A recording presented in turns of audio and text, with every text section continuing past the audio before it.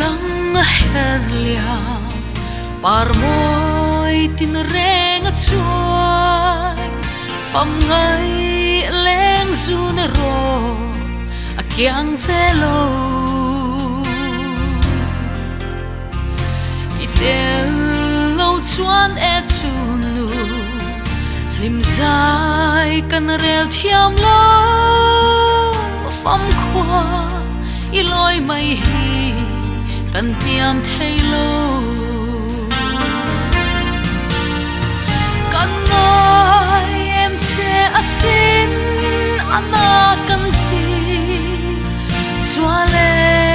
chai leng te zo kan ngui ya ye par kan valen yang kan siar hian run kha lo lo bu kham yangin agai zo ta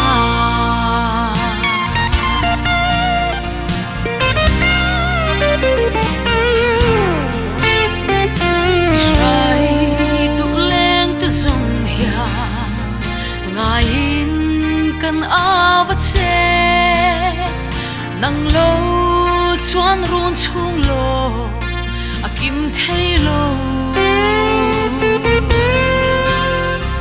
nang ngaya om har lung le min nen thiaman om lo iza na fam lung mua kan thir bang lo kan ngai em che asin ana kan ti xóa le chai leng ke zo kan ngui ya ye par kan valen yang kan siar hian run kha lo lo bu kham yangin agai zo ta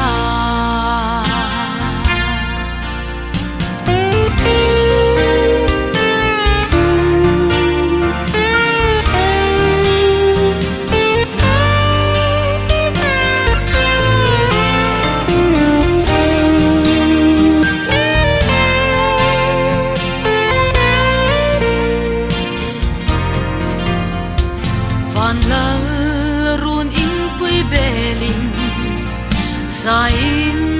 lam tin i thai i hlim i lom na be i khel ngai lo bia grung pui bel chang ni ton turi om si lo thin lai mun nu at ho kan vai ruaye kan ngai em che asin ana kan ti xóa le chai leng te zo kan ngui ya ye par kan valen yang kan siar hian run kha lo lo bu kham yangin agai zo ta